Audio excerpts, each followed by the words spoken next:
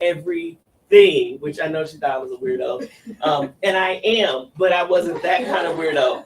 But I was so taken away by her skill level. And so when I reached out and was asking, like, who are our women DJs? Like, who?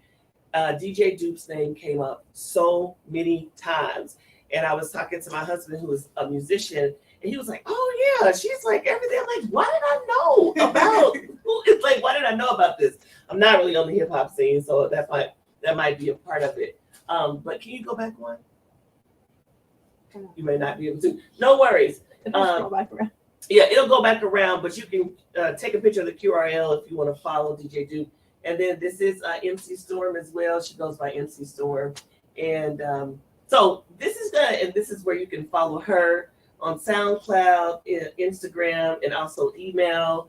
And something that she recently did and took part in, and she completely blazed the mic, and everybody was blowing up. People were like, "Storm, where have you been? Oh my gosh!" And I'm also super excited that she is on a song with my husband as well. And Storm and I have a few things. Yeah, we've done together too. Have they seen the light of day? Are they out? The intro is out. That's right. That's right. The hair thing. That's right. We had a hair project. We need to circle back around to that. So without further ado, let's give them a big UMKC Women's Center. And you all can take those are for you.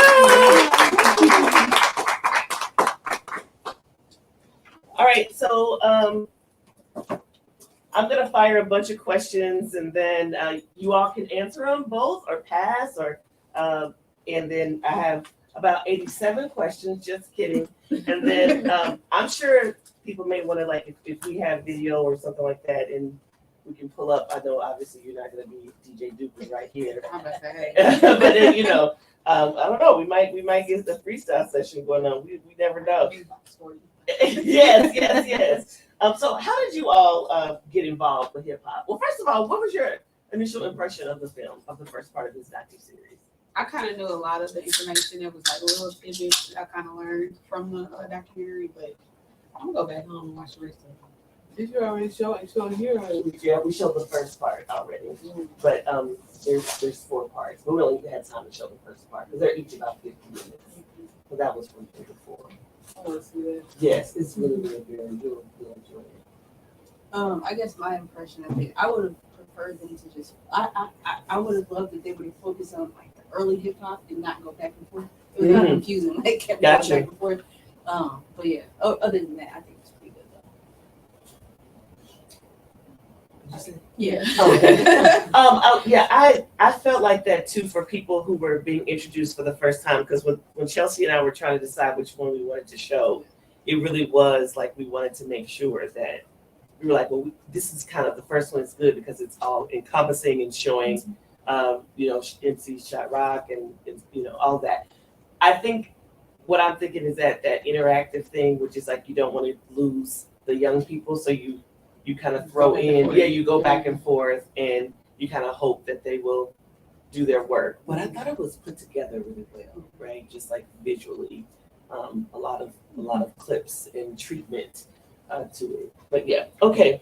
So how did you first get involved with hip hop? For me, it really started as a game. So I'm like the youngest of my siblings and cousins, and my cousin came over one day and he was like, "Oh, we should start a rap group." Or whatever, and then it kind of started as like we were freestyling. So it was like, who can say the most funniest thing that rhymed? And then I think I told you when I first started rapping, I used to start all my raps with the same. Every time I would start my rap, I would say the same thing every time. Which was LL Cool J. He had the song where he would like sit on the bus stop waiting every day.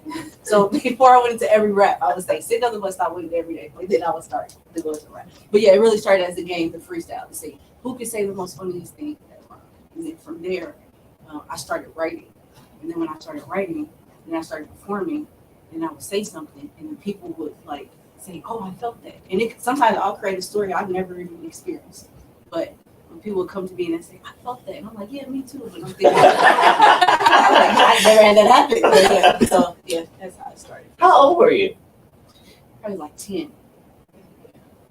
So my first encounter with hip hop, I was actually dancing. I'm a dancer first. But I remember we were out in Chicago which was like kind of like the projects. It's not there anymore, but they used to call it the Iggy's. It's kind of like the projects here though. But my dad used to take me there in the summertime, and it was hot. And on this particular day, I remember, I think it was Lady of Rage that was on the radio. I rock some stuff on my Afro. Hey. So it was that song playing. My dad's playing it out of the trunk, and of course, I'm like the dancer, the singing trade and the rapping trade went over my head. I'm fine with that. But pretty much everybody kind of like made me dance to like old school hip hop, and that was kind of how I was introduced to it. Okay. And could you also, that was the introduction, but can you share a little bit about your career path as it relates to hip hop? And if you are adding, like, if you have different careers, or just talk about kind of how you've navigated your career, your hip hop career. So like I think you said one of the episodes talked about joining groups. That was something I've always done. And looking back, I'm like, why didn't I just do it by myself? Why was I always joining these groups? But that was just kind of the discomfort, just being a part of a group and kind of being like the only female in the group. So I guess my journey really started with me teaming up with a group of guys that I met at a talent show, and I started doing music with them. And then later on, I ended up joining. One of them had a brother, and then we did a group together. And then now I'm kind of just really doing stuff on my own, but I'm not as active as I was before. And I guess you said career-wise, So I currently work at UMKC. I work at the School of Pharmacy, and I do a lot of presentations in my job. When I first started my position, I was so nervous to speak in public, and people were like, "How are you nervous? You perform every day. You perform all the time. How are you nervous?" But speaking is totally different. Like, and I hear other artists that are really famous say they hate speaking, and I'm like, I get it. Because when I'm on stage, it's totally different than like sitting here and talking to you guys. I feel like being on stage is like when I really feel like I'm who I'm supposed to be, honestly. Like I feel at home and comfort, everything on stage. But like sitting here now and talking, I'm like super nervous. Yeah, like I had to beg. I'm like, please, Storm, please. And that was the thing about it for me that I was so blown away, because when I saw her on stage, I had remember seeing her before and just always super quiet and in the cut, and like really just almost, and not invisible, but very much. I mean, you could see her eyes because she was always taking things in, but really like laid back and quiet. And then she gets on stage and just like, rah! You're like, what? Who is that? And I find that not only interesting, but also in a lot of ways, it shows to me, that we do kind of pigeonhole, particularly women, into like this one personality type. Like if that is your dominant personality, well, that's the only thing that you can be. Because I get the reverse of that. So if I have a moment, like a tiny moment in which I'm shy, which is only like 2 things that make me shy. And then if I'm engaged with someone and they're like, "Are you getting shy?" I'm like, yes, for 2 seconds, I am getting shy. So I get that, right? It's like, but we really are like this breadth of different things. So by day, you're a pharmacy, you're working at the School of Pharmacy, you graduated from UMKC twice, you have your bachelor's and your master's, and you're working on another master's. Because you just love school that much. Clearly. Clearly. And so how does that fit into your hip hop life? Honestly, lately I have not been doing music, and every time I tell people, they're like, "Why?" But I think the older I get to, the more I'm like, what society sees as success in music is not my ideal of success in music. And the music that people want to hear, maybe I'm just not creating that music, So I do feel like my style is more of an older style. Like I love the golden era. That's why I think the film is kind of, I'm like, why can't they just focus on the golden era, or when they first started? Because that's the era that I really, really love and enjoy listening to.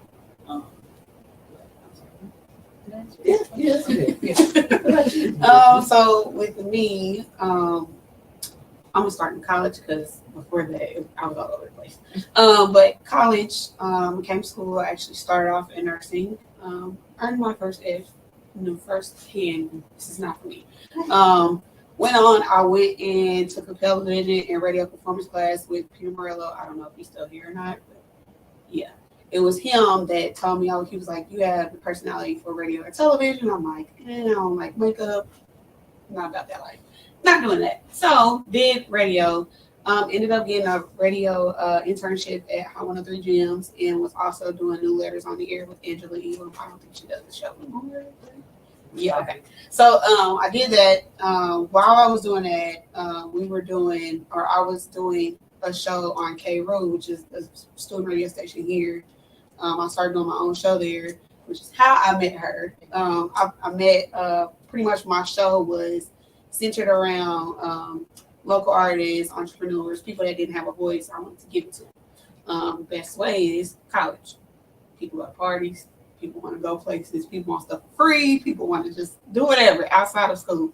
So I focused on that.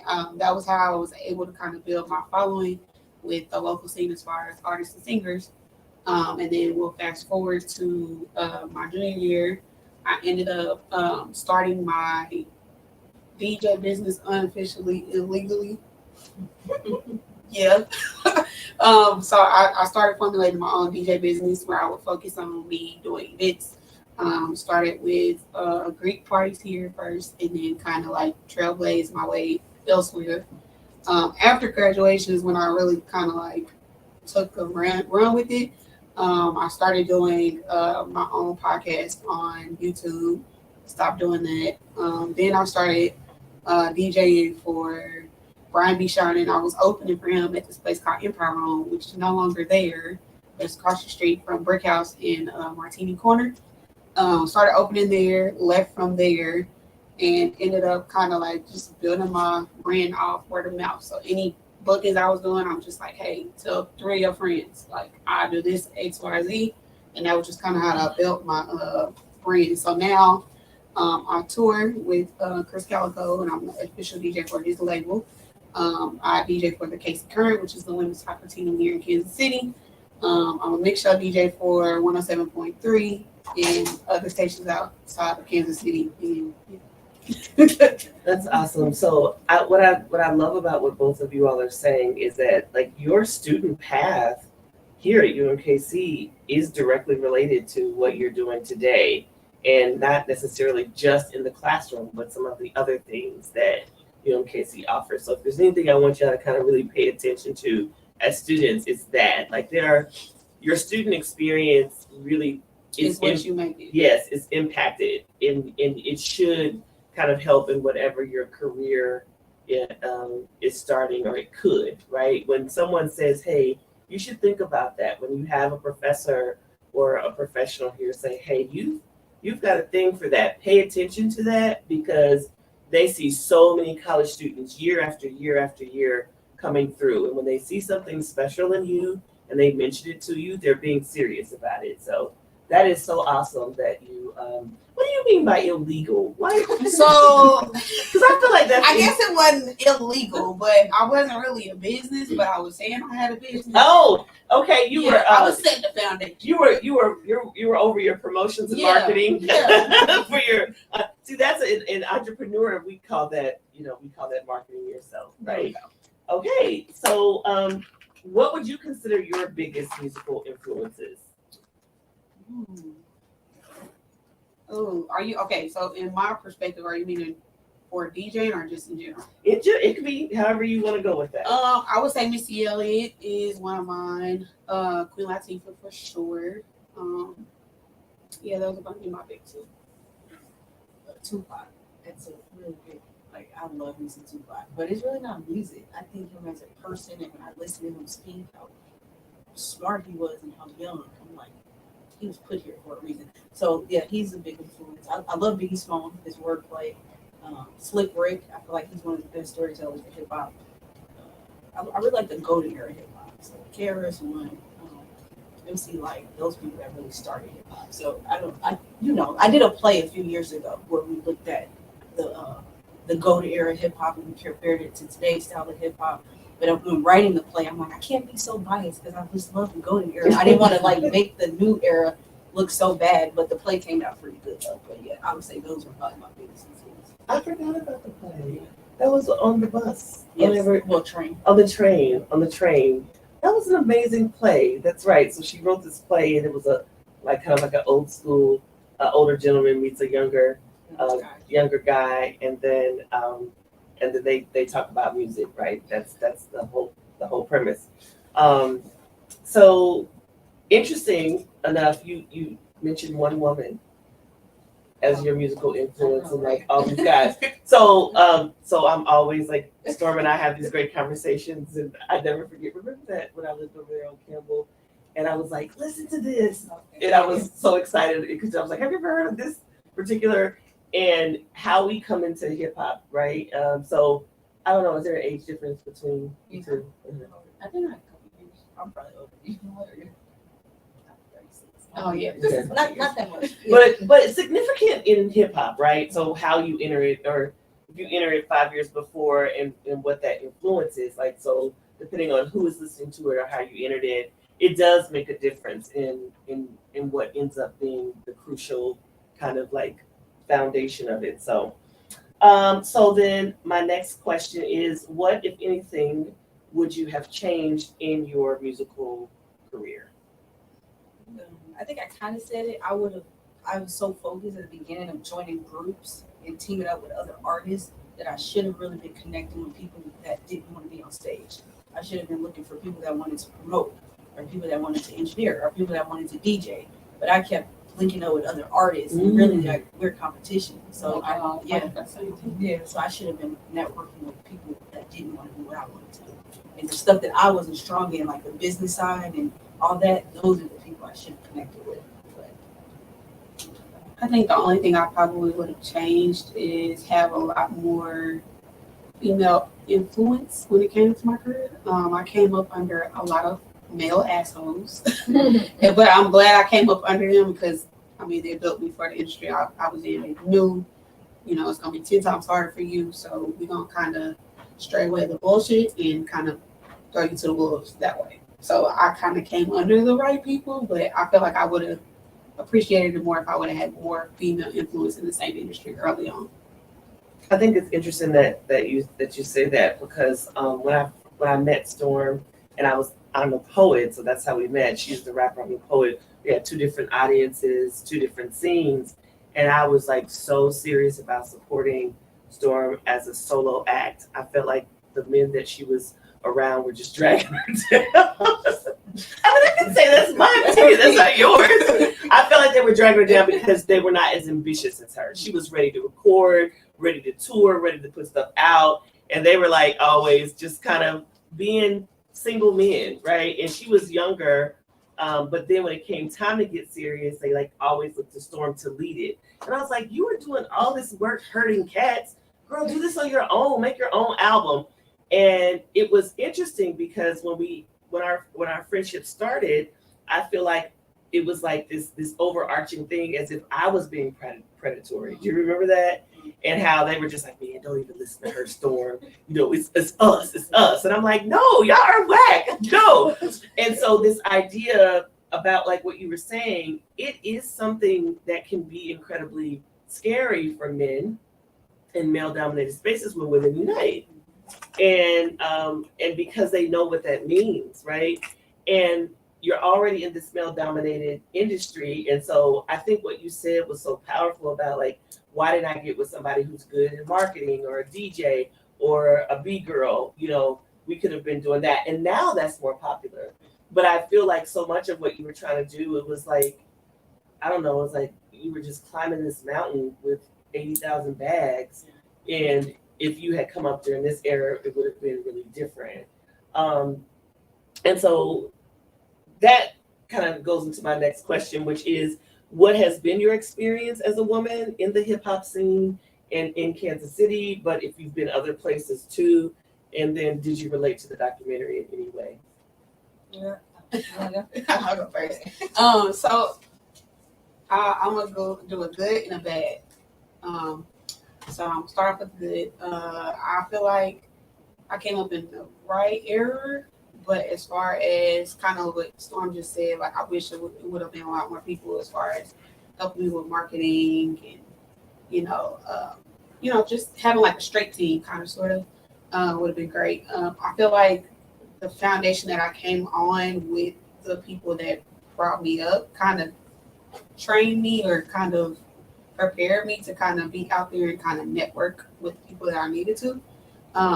Which really, that's the one thing. If you were not comfortable with talking with people, y'all need to get y'all network on. But the bad part that kind of ties into the good part is with me being a female in a male-dominated industry, I've ran into a lot of males that try and be like, hey, and I'm like, this is not that.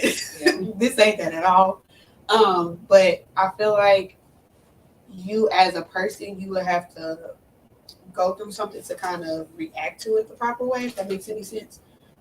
In my sense, I kind of knew what was coming. I already knew. I knew of so many females in my industry that, you know, use their body to get in the rooms that they needed to be in, and I purposely was like, no. Like, I know way too many people that have gone through this, because once you do it one time, you're going to have to keep doing it. You're going to have to keep doing it over and over and over. And I'm like, I want to be somebody that if I come in a room, I don't care if you're male, female, a plant, a piece of light, you're going to have to respect me because I worked my ass off to get here. So, I mean, that would be. I think it goes back to like what you said about like working and not using what you have to get somewhere. Mm-hmm. So you remember I did my first album? I purposely did not put my face on the album. Like, I wanted people to listen to the album and not judge the music because of what I looked like. So like my first album cover is really literally a microphone and some words.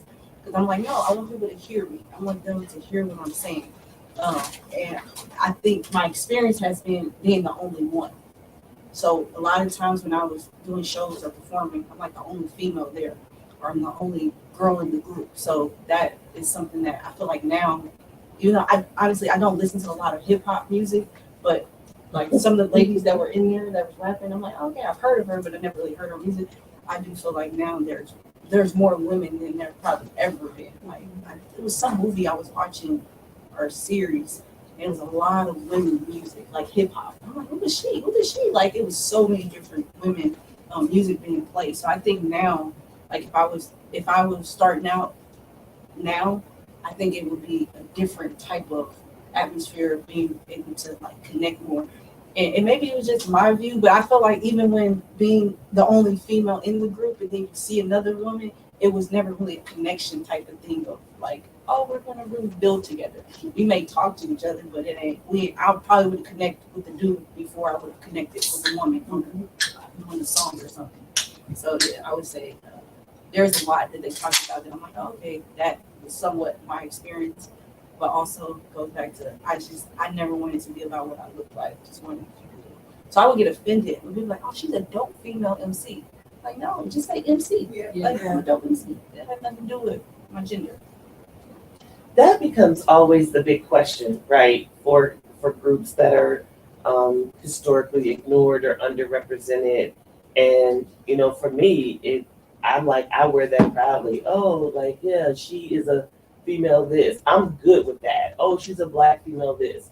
Like, that's important to me because that does identify a part of the voice. And then the other side of that, right? Same thing Langston Hughes talks about in the racial mountain, the Negro artist in the racial mountain. When someone said, I don't want to be a black poet, I just want to be a poet. But then it's like, well, what does that then mean? Because when we think of the term poet or we think of the term rapper, why do we say female rapper? It's because it's male dominated, right? And that does make it a special place because you do have to have a completely different set of skills, a completely different like push to make it in that, right? It's like you say, oh, a female astronaut or a female race car driver. Yeah, because if you're 1% of something or 2% of something, it is significant in how you come into it. You were shaking your head like when she was talking about something, certain parts of maybe not necessarily connecting with other women that were doing the work. Yeah, I feel like early on, like I knew of people that wanted to be a DJ, and nowadays it's just like, I'm gonna be a DJ. I'm just gonna buy this and that, and it's really not that.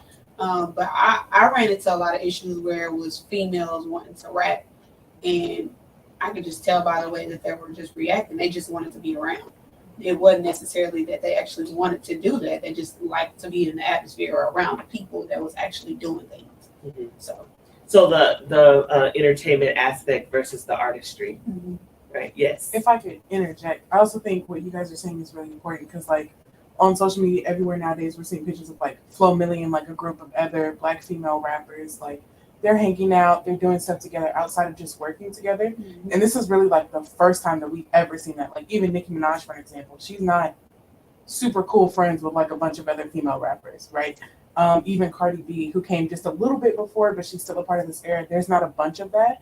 And so like this female rap unity in such a small space for female rappers is very, very new to everybody, like across all space. And I feel like the males really don't know how to react to it. Yeah, they're scared of it. Because they're used to the caddy, I want to fight all the time. And now it's like, nah, this is my city. Well, because they thrive on it. Right. That's what they get their punchline. Yeah. If we're fighting each other, it's easier for them. And it's easier for them to dominate. It's easier for them to control. Yeah. No, I was gonna say I had an experience, right, where I was the first group I was a part of.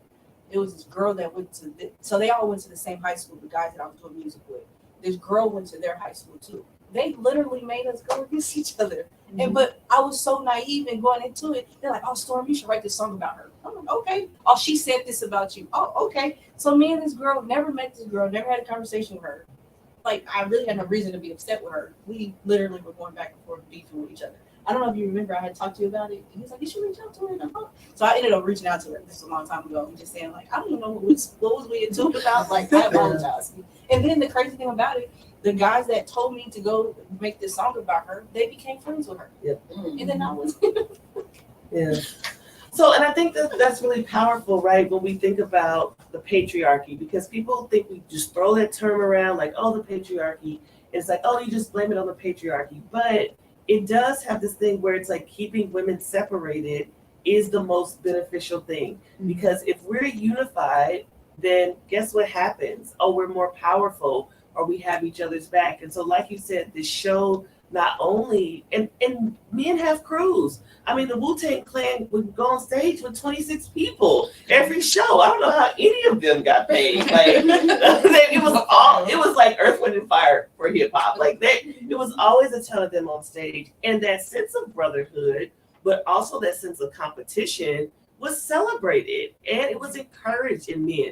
Men could battle it out in hip hop, and then they're going out together, and it was no big deal, right? And then even so, it's like that same thing of kind of creating the quote unquote girl fight. It's like, oh, the two women that are hip hop artists, now let's have them compete against each other, or the immediate comparison. So like Storm was talking about, she did not want her physicality.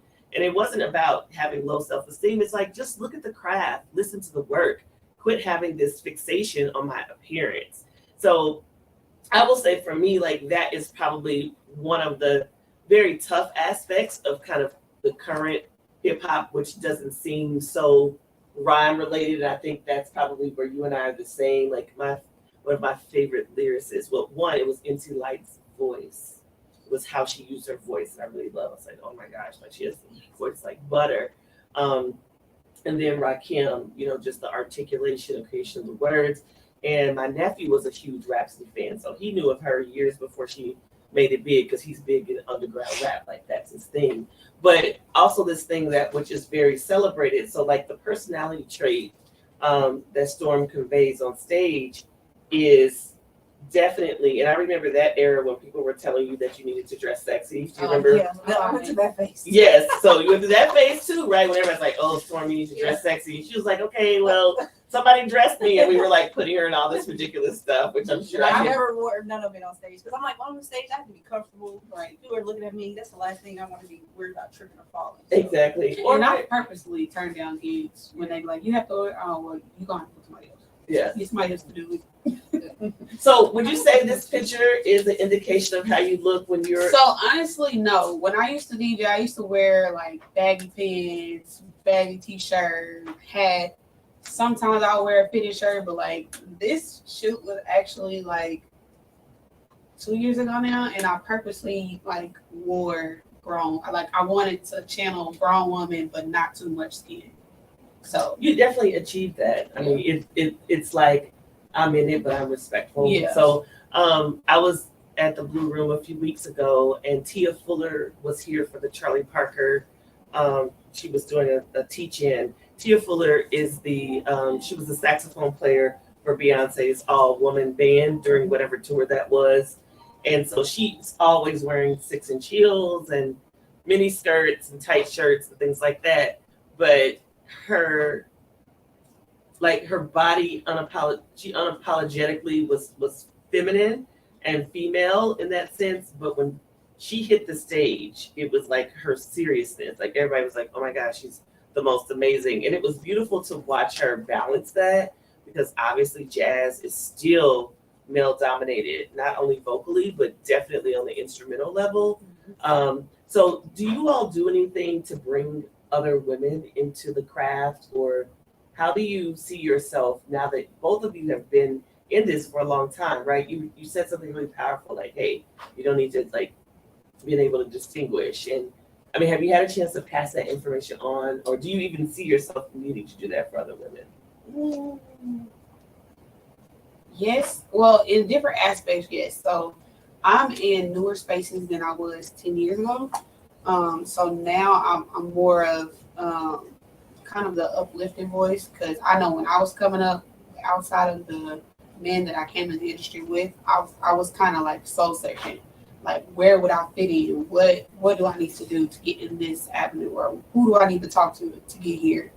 But now I feel like if I were to pass anything down, it would just, or if I were to see somebody coming up under me, like I'm all for giving somebody an encouraging word, because you never know what people are going through. You don't know what other demons or what other things they're juggling on their plate.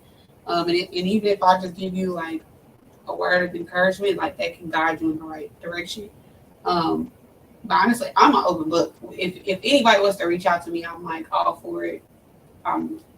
I feel like nothing, but sometimes I can have a B-word face, but yeah. I haven't had anybody approach me, but it's not. I would do it. You know, I would definitely. I'm always the type of person. If I know something, I rather tell you everything I know, that you can cut down on the time that it took me. So if it took me 10 months to learn something, and I can teach you in 3 or 4 hours, I'm gonna do that. Then you can avoid the 10 months that I had to go through. So I'm laughing about that in my head because I was in a staff meeting yesterday, a director's meeting yesterday, and somebody sitting next to me was like, hey, ask Storm this for me. Yeah. And it was a student needing to re-enter and asking for help, and Storm was like, do this, and this. And we're screenshotting our screens because he was not technologically savvy. So I had to take a picture and send it to him. But even that, right? Like always having a lending ear and being able to be supportive in all those ways. So where do you all see the future of hip hop going for women? I think it's gonna be like I said, from the film and seeing all these new women, and you guys said y'all see them connecting and bonding together. I think it's gonna be totally different than we probably ever seen it before. I agree. I feel like there'll be a whole lot more cross-genre artists now. I mean, we've been getting a lot of them lately, but I feel like it'll be a lot more rapper / alternative rapper / rock singer. You know, I feel like it'll be a whole lot more crossover and possibly a lot more better music coming out. Wouldn't that be nice? Do we have any aspiring or any rappers or hip hop artists here in the room? Anybody? Not aspiring, but past. Yes, tell us about it. I mean, I've been around since I'm 63 years old. I'm just hanging with my daughter. I've been around. I was a dancer, and everybody wanted me to pursue dancing, but in my heart, I wanted to be a cop. So that's why I did not mess with. I danced, but that was it. I met a lot of different artists. I'm from California, and I was musically inclined. I was a DJ, started dancer. A DJ would call me when I was in college, call me and to get my friends together and come start the party. Yeah. That's how I was. Yeah. So you were a DJ dancer too? Mm-hmm. Wow. Wow. They call me up, Kim, get your friend. We get in free, we go, yeah. So So I know you didn't get a chance to see the film. I'm so gonna see it. I am Okay. gonna watch it. I wish you could have been here, so I would Me have. too. Yeah, as for your. So for you, and thank you for sharing your age because I'm really big on women sharing their age, like kind of debunking all of that. I'm 47, by the way. Baby. Those knees don't think so. So my question for you is: so you were in California when hip hop emerged. Yeah, I was actually a cheerleader, and Curtis Blow was the hot one at that time. Yeah. Yes. And I had a chance to have my daughter meet Biz Markie. Who was there? Came to Biz Markie, and I met Biz Markie like 3 different times. And let me see, I just, when you're from California, you just meet people. It's like, oh, okay, well, whatever. Yeah. and what's her name? MC Light? Curtis Blow. Yeah, and she was in a dance contest in Houston, and Krizz Blow, she hit that beat girl move where you freeze on the ground, and then he came out before him, hit the same move later on. So I was into it, but MC Light is gonna be doing something with my sorority in California. She did a couple of things, like she's doing some DJ thing for hip hop. So whenever I listen to you guys, like the DJs and everything, I'm like, wow, they're missing a big element of hip hop. And that's the dancers, the people who celebrate the music. I feel like the dancing era of clubs kind of died down when it came to sections. And I literally just had a conversation like this with the club owner here because they're like, what's changed in the last 10 years? And I'm like, the bottle service. It's like killing the whole vibe of dancing in the club. It's not the club anymore. I feel like it's stripping. Honestly, I will say that as a woman who was in the part of the hip hop dancing, and I just love dancing. I love music. Mm-hmm. And during the time that you're talking about, men and women had to know how to dance. It wasn't the men on the wall and the women twerking on them. So if you all go back and watch like MC Hammer and Curtis Blow, like you had to rap, you had to write your raps, you had to dance, and it was group dancing, right? It was coming out of R&B. It was battling, like people came out to dance, and when the rappers, were on stage, you still had the dancers, the b-boys moving in the middle, and people would move around when they were back and forth, and the DJ, like it was a conversation. And I feel like when the strip culture and strip music, it started in 2000. Yeah, and it changed, right? Because I was a teacher, and all my students would come back with Tommy the Clown dancing and booty dance on the wall, feet on the wall. I'm like, it was a strip club. Their parents were strip dancers. Yes, and so what it did was and I think that if we were to add another element of hip hop, it would definitely need to be stripping, right? It definitely would need to be that kind of dance because it is very specific. Everyone cannot do it. And so then it became something that if you couldn't do that, then you kind of moved to the walls. The strip culture was big. So then guys come to the club and they just be like, all right, twerk on me. All right. I mean, that's what I see when I am out at younger clubs and I go around. It doesn't have the element, but I'm like, well, show me what you got. Like, I'm all doing all the twerking. What you doing? And so that idea of men actually being able to dance is still like the line dancing kind of keeps it, but that's still the R&B element. So I feel like hip hop has lost the B-boy, B-girl element to it. And I feel like the queer community is holding that on and bringing that back, and they're holding it down. So for a lot of straight people or heterosexual people like myself, you're gonna go party with the queer people because they still dance. They party, they dance. They actually dance. And whereas you go to, another club, it's like the dudes are just sitting there with 2 bottles in their hand. See, I'm beyond that. Yeah. I stopped clubbing when she was born, like 1990. Oh, I'm not out in it like that. I'm in it because I understand. Yeah, I understand. I'm there because my husband's a performer, but I'm not. Yeah. We go home and cook. So yeah. You were gonna say something? I was just gonna say that modern day hip hop and R&B culture is totally different than back in the from the 90s to the 70s. Yes, very different. And also, I would think the violence too. Let me just say that as well. The club culture, the dancers left when the violence hit. I mean, people were like, I just came out to dance. Yeah, they were like, I didn't come out to get shot at. And so I will say that also changed the music a lot too, when you started having a lot of gangster rap and there was a lot of like gang activity, and it made people afraid who were just coming out to party. It was difficult to just come out to party. And so if I see any element of hip hop that we kind of are losing, it is the everybody dancing element part to it, where you go to a concert. So now when they, like this year, they've had all these, 50 years of hip hop, old school, and people are like, oh my God, I had such a good time, because everybody is like, yeah, like they're not out there feeling like they have to, do 8 hours of twerking and taking their clothes off. Yes. And so, and that gets annoying too, like being touched or being pursued when you're just trying to dance and hang out with your friends. And I love how women have reclaimed that space by just twerking on each other and dancing in their circle. And, my daughter is in her 3rd year of college, and she's just like, Mom, it's so disappointing that we can't actually dance with guys without them thinking they can follow us to the car. Like, dude, it's just a dance. So she was like, that's why we're dancing in circles together, because we feel safe. Like, we don't feel like we can dance and then just go home and it's done. So it's interesting to get that perspective, because I see that, right? I see that too.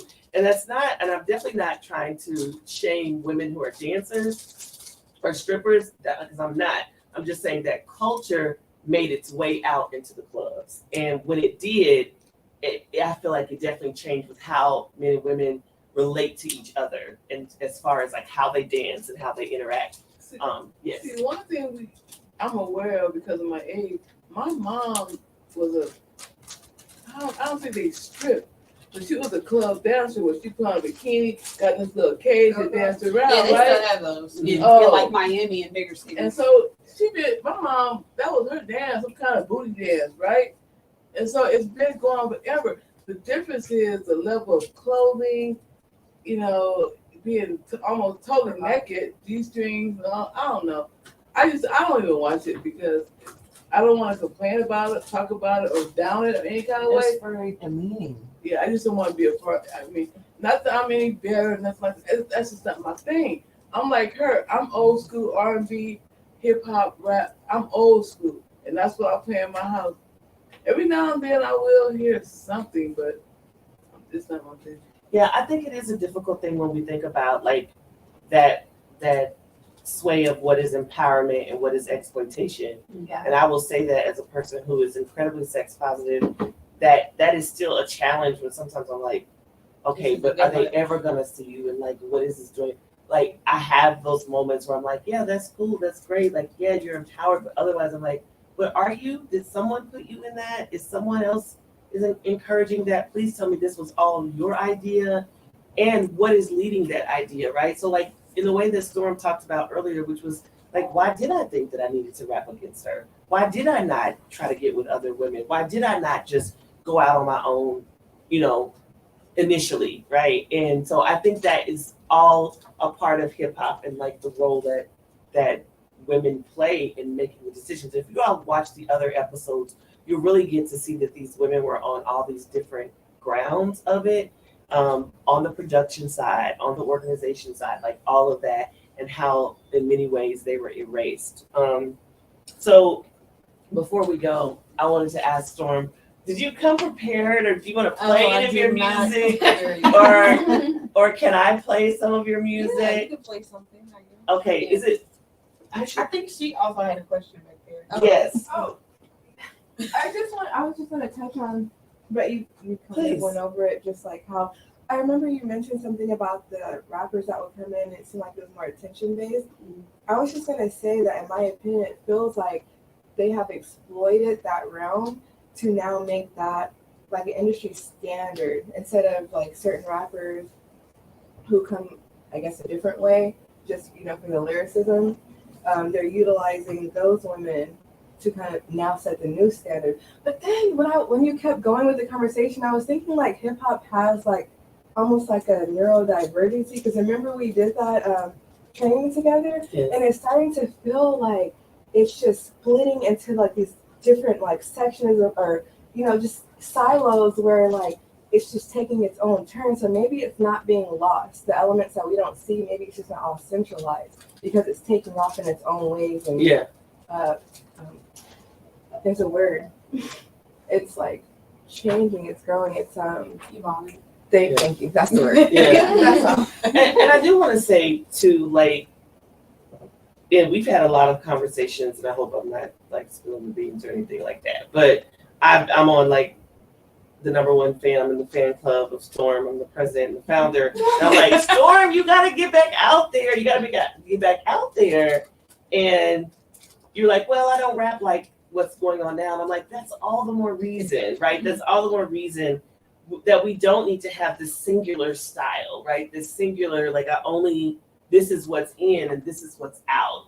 I feel like we, like when you're talking about that, we really get to end that. So, there are people who literally are cover bands for Elvis. That doesn't die. So why? And I think because within our culture, we're always evolving and growing, but we don't need to get rid of things that were, right? So like your mom was a dancer, you're a dancer, she was a dancer. Like this is generations of women. It was two kind of levels though. My mom I was a performance dancer. Yes. Like in plays and street dancing contests. But still dance, right? Yeah. Different genres. Yeah. But different genres of dance, but it's still it's changed, like it evolved, And right? roller skating, yeah. Yeah. Oh, that's another. I love that's roller another. skating. Can't do it no more because I had my little stroke, but hey, I couldn't roller skate. I was 56 when I stopped. You know what? To kind of piggyback off of what you just said with Storm, I feel like a lot of the time with hip hop evolving so fast that you will need to take a break. Because I personally, I had to take a break from DJing for like 2 years after the death of my best friend. I felt like I'm like, I don't even know if I want to do this anymore because it's like the music. Once you play something for so long, it's like, how can y'all listen to this?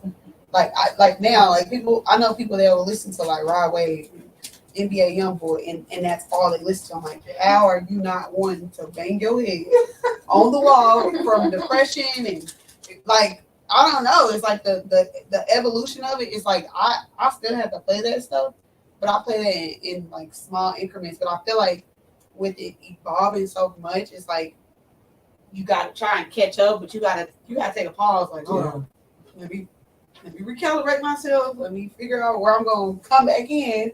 And if I'm going to come back in in that spot, but like, yeah, I wouldn't blame you for taking your break. Because I mean, I've heard her perform and like, it's not very many MCs like her, at least that's here. What percentage of the music do you play that you actually love? Now with the places that I'm in, I literally play whatever I want. I feel like I was very limited when I started off. I'm not gonna lie, I wanted to be the best urban DJ ever. And they don't play. Let's be honest. They don't play. Yeah, they don't pay. But as far as like now, like I'm doing events where I can literally play whatever genre I want. I can like literally like exercise the skill that I have. Like I can show you I can mash up, a rock song with a R&B song or a jazz song with a hip hop, instrumental. I can literally do what I want now, but I feel like I had to work my ass off to get where I am now in order to do that. So. When you say that, what does that look like? What Sorry, do you if that's not too personal. What you mean? The work process, because I like what you're saying. Sometimes I feel like we miss that part. Like people who are not connected or people who, like I feel like you kind of trailblaze in that way because like you had to go put the work in. And people who kind of get like the nepotism or like the handouts, they don't. And then there's the other people who are not like well versed in that area. So like, what did that work look like? So what that looked like was so starting off in the urban realm, you have all these DJs that kind of DJ the same way, and obviously I kind of have one up on everybody else because I'm a dancer first. So I know like what will make people dance, what will make people sing, what will make people just, vibe out. And that took time to kind of like say, hey, this is what makes me different. I'm going to keep pushing on that one thing and progressing on it. And, you know, that's how I want to build my brand. But like, I done went through nights where I've, you know, stood in the same spot for 6 hours and DJ. And then at the end of the night, oh, well, you know, we didn't have that many people. Like, yeah, I've gotten times where I wouldn't get paid. I've gotten times where I was shortchanged. I've gotten times where I found out that my male counterparts were getting paid more than me and I did all the work. So I've gone through years of that. So as far as me being a DJ from like, well, illegally professionally, I feel like I technically started DJing when I was in high school, but like I really started taking it serious when I came to college. Because I mean, I don't know how I managed to DJ, work 3 jobs, take 21 credit hours of school, do an internship. Like I literally worked my ass off to get where I'm at. And so like she said, like she's heard of my name and like this was my first time meeting this lady. But like that was why I'm like, I'm gonna work my ass off to where you're gonna have to respect me for what I've done all the time before now. And I will say that too, just as someone who works with artists all the time, your brand specificity was right on. Like it wasn't hard to find you, it wasn't hard to contact you, you know, returning. I emailed you 3 times, forgetting that I emailed her 3 times. I was like, did I email you yet? Like, I think so. Yeah, but just finding you and the ability to find you and the ability to see information, like it literally took me less than 60 seconds to be like, yes, this is the person. And we always, of course, try to find UMKC alum. I didn't see that anywhere, so I'm gonna tell you, like, make sure you I'm working on my website. Make sure you shout out UMKC because, and make sure you're connected here, right? Because when we need DJs here, now we know. Like I've been here a couple times. I just haven't been here. Conference? I haven't been here since COVID. But have you ever done the Women of Color Conference? Yeah, that's the one that's in November. It's in spring. It's in the spring. I think I've done one. It's really, really big. But to me, that just it makes sense to have if we're gonna have a DJ to have you. So I'm doing note to self because we felt that. But I just think about all of those things too, and I would say that as well. Like as an artist, it's okay to let your worlds converge.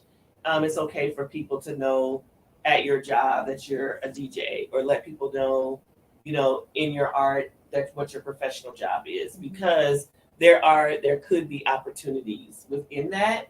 You know, and people can find you anyway. It's always weird when I think people find out, like, oh my gosh, she has a whole secret life. That's immediately when people say, when they find out you do something outside of your job, they say you have a secret life. And it's like, it didn't come up in the conversation. So I feel like it is also okay for women to really learn how to self-promote and toot their own horns, and to be willing. So just like today, to be like, you know what, I should be on a hip hop panel. I should be on a women in hip hop panel. Like that takes courage to be like, you're damn right. I deserve that. Like I have trailblazed. I have done a lot for it. So before I want to get some questions. I do want to play this song. Can I play the song that has the Have Mercy song? Oh, that's fine. Is that okay? Yeah. Okay. It's probably the only one you have in your phone. Well, I mean, I know. I understand why.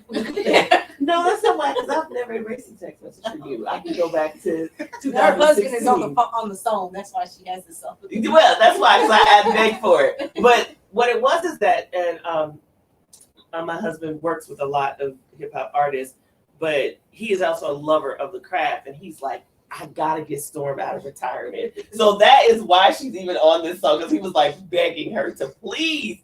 It wasn't hard to pick. He's really good. So I was like, yeah.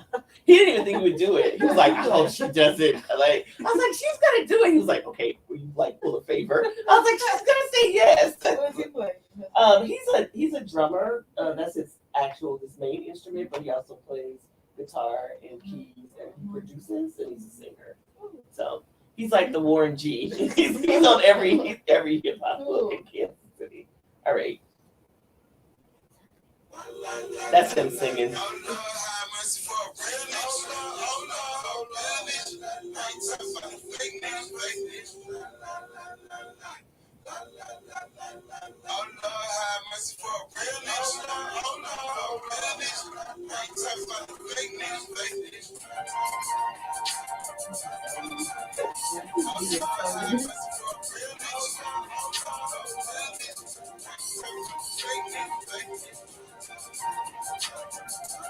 Who's the other person on the show?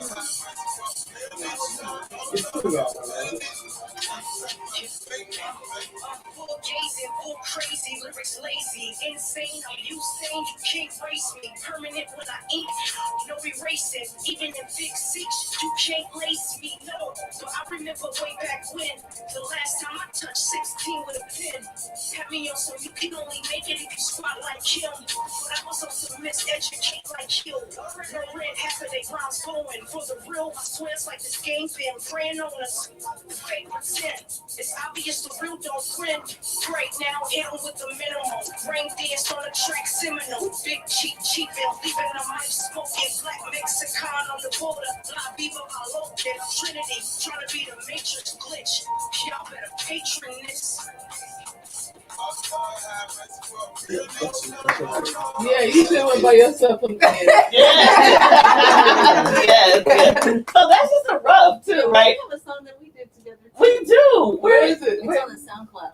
Oh, is it on the SoundCloud? Okay. We did a couple songs together. Yeah, we did. Yeah. You have a nice sound. Yes. I love her voice. Yeah. That beat was so Yeah. Yeah. So it sounds nice. And if it wasn't nice, I'd be Now you, yeah. So the thing is with that beat, I really feel like I was off beat. So every time I hear it, it's a certain part that I cringe because I'm like, I feel so off the beat. But everybody's like, no, you sound on beat. Yeah, and it's really like it's a dissonance. So it's not offbeat, it's just a dissonance, which is the offbeat of the onbeat. Yeah. So, yeah. So it totally works. Yeah. That was nice. Yes. Yes, that's exactly what it is. And I will just say, like, for me, I am so inspired by both of you. It's just so nice to meet you and to see you in person. And I'm like, I got your email. So I'm gonna be throwing a lot of work your way. Anytime someone is asking, like, I definitely want to be able to do that. I know you're busy with Kaliko and all of that. And she kind of like just jumped over that like it was very basic. But if you all don't know, so like it's Tech Nine is like the most profitable hip hop artist that we've had coming out of Kansas City. And there was an artist that was on his label, Krizz Kaliko, who broke from his label and started his own. And he also has toured all over the world and has created quite a name and wealth for himself. And so You gotta go through me to get to him. Let's just say that. yes. And so she just kind of like slid that in like it was nothing. I was like, let's rewind that and really talk about that. And so that's the thing that I really want to encourage you all to do is you are going to be your biggest promoter. And it's a joke, like my husband and I have, he always says that I'm like, I did that. And I'm like, yes, because if I don't say it, no one is going to say it. It's going to be some dude out there taking credit. So if you all watch the second, third, and fourth episode, you'll see why it's important for women to be like, I did that. It's on YouTube or where is it? It's on Netflix. And I'll just say, like, every chance I get. So in this position, Chelsea and I get to collaborate together all the time. And I'm always going, because she's very quiet and behind the scenes, I'm always going to say Chelsea and I, or the work that we've done as a women's center. Like, I never want to make it seem like it's a one person. And thank you guys, thank you. I know I'm invading. You're not invading. No, this is open. UMKC is an open campus, so you can come off the street and attend things, and we want. I need it. Yes, I'm so glad you're here. Like, look at these generations and these decades that we have represented here. So I'm really honored that you're here and glad that you are here. So thank you. And the little ones, what do y'all have to say about hip hop? Who do you love? They were making their little comments during the thing. Oh, you should have said something.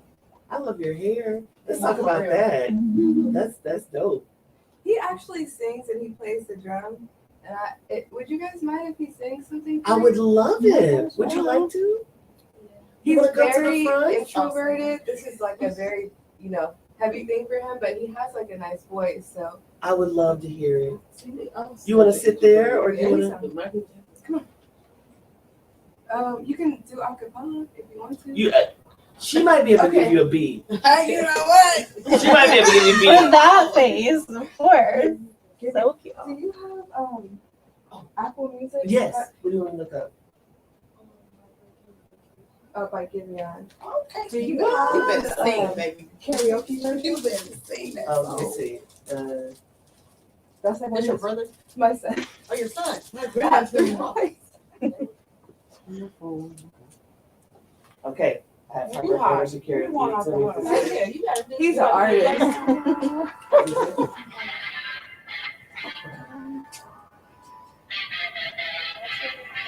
Is it big one? Okay. You can- Make it quick, 'cause this is gonna come in. No, it's okay. I should have just gave him the phone. Yeah, them fingers is moving. Look, what was I thinking? I'm so glad to be able to do this. Are you gonna do it? Oh, you can run it. Bob said, oh no. The episode, yeah, it's in that window actually. The little like that's that here.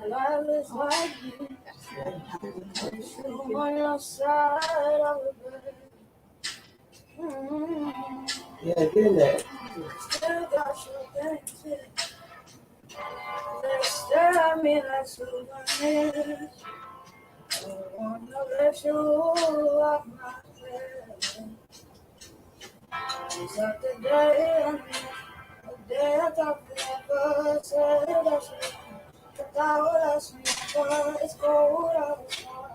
When you walk out my life, why you walk out my life? You like this every time. Yeah, get in there, baby. Don't be shy. Always gotta be. I'll break down my baby. 'Cause I remember every time. Always gotta be.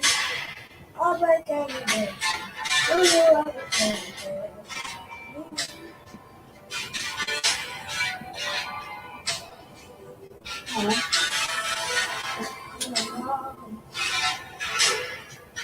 Oh, no.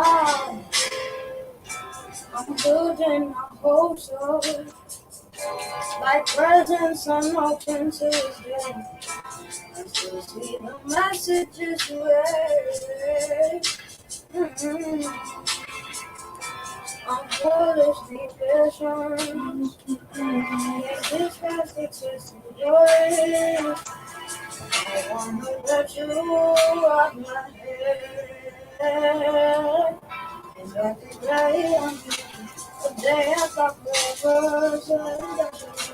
But I was never stole. Like when you walk out my life, why you walk out my life? It's like this every time. On is everything. I like everything. 'Cause I remember every time. On is everything. I like everything.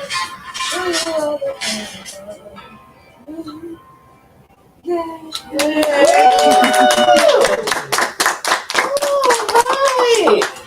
You have caused some problems. I can look up karaoke songs. Oh, shower time is about to be different. That was fabulous. Let's give you another round. How much courage did that take? Wow. You've got it. Just keep doing it. Yeah, once you get the nervousness off you. Yeah. And I'll tell you, my husband just wrote a song that says, I'm nervous because I care.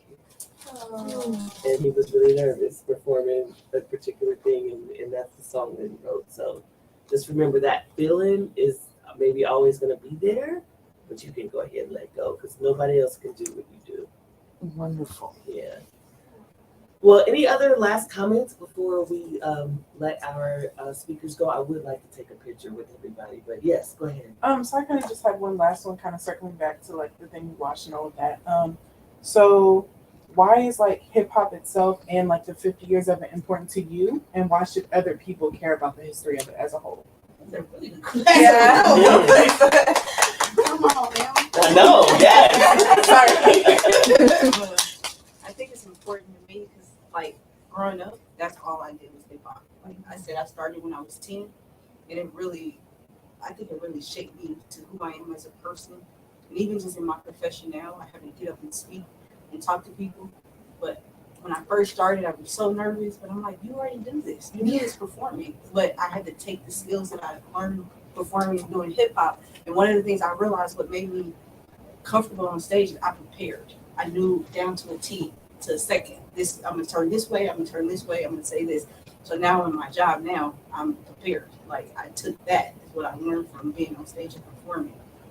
So like I feel like for me it was really a friend. I remember I have a song where I talk about my first love in hip hop. It's really my first love. It's one of the things that like when I would get out of high school or get out of school, I would literally force myself to write 2 verses a day.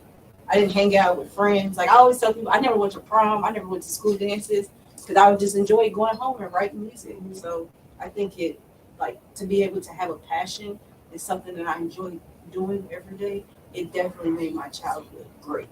Because I had friends that I didn't go to school with. I met a lot of people doing music. So it really is a really big part of my life and like why I am who I am today. I feel like the staple of 50 years hip hop. Just thinking in the perspective of a person of color, respectively, you know, hip hop was a way for us to, you know, express our pain or our emotion and things that we were going through. And now that it's evolved, it's more of, you know, it's our pain. It's our struggle. It's our, you know, this is how we're coming together. This is us congregating. This is us having fun. This is, you know, crying together. This is us going through life together. I feel like that's the importance of it for me.